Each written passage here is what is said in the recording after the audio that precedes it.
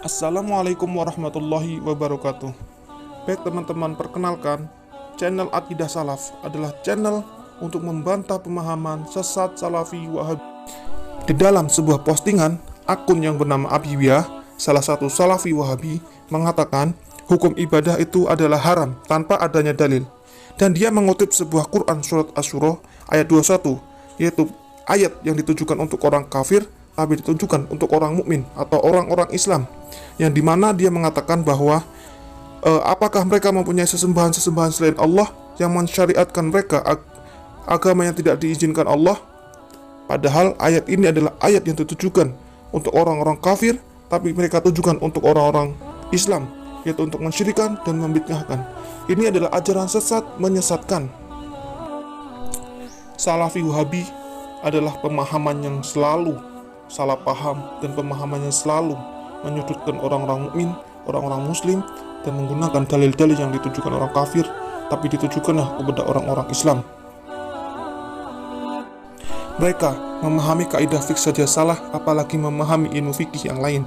Pantas saja Wahabi sering sekali teriak-teriak tuduh bid'ah, mudah mengharamkan yang tidak diharamkan, dan pemahamannya sempit seperti katak dalam tempurung.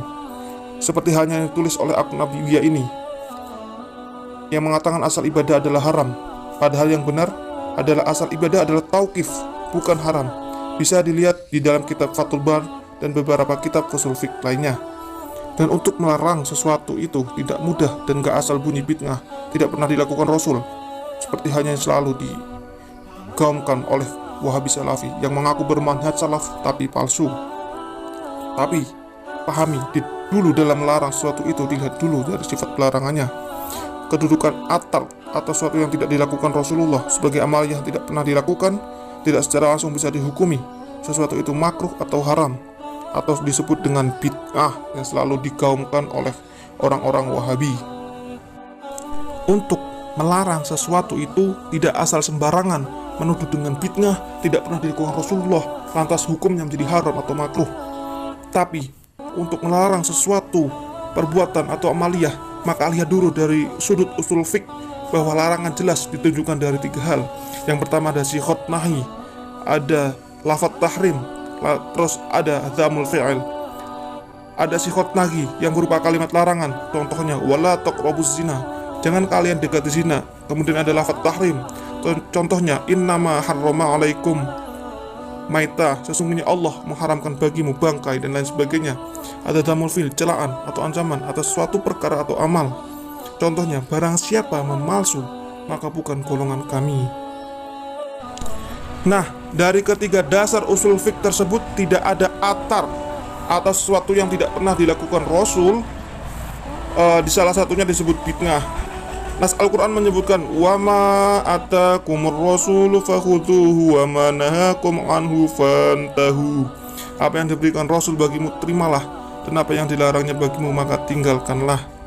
Di sini jelas Nas Al-Quran menggunakan lafadz naha, dilarang, bukan tark, ditinggalkan atau tidak pernah dilakukan. Dari hadis menyebutkan manahaitukum anhu fajtanibuhu wa ma amartukum bihi faf'alu minhu mastata'tum. Apa saja yang aku cegah atas kalian maka jauhilah, tinggalkanlah, dan apa yang aku perintahkan pada kalian kerjakanlah semampu kalian.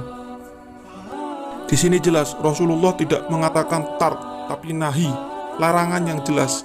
Jadi jelas bahwa sesuatu at-tark atau yang tidak pernah dilakukan Rasulullah bukan sumber hukum dan tidak secara bisa otomatis itu menjadi haram atau makruh. Hal ini berbeda dengan kaidah yang baru dibuat oleh Salafi Wahabi, at-tarku yadullu ala tahrim, jelas ini mengada-ngada, dan juga laukana khairon ma sabaquna ilaih, ini juga mengada-ngada. Dalam Al-Quran jelas, dan janganlah kamu mengatakan terhadap apa yang disebut-sebut oleh lidahmu secara dusta, ini halal, ini haram, untuk mengada-ngadakan kebohongan terhadap Allah. Lalu berkata, yakni janganlah kalian asal berkata ini haram, itu haram.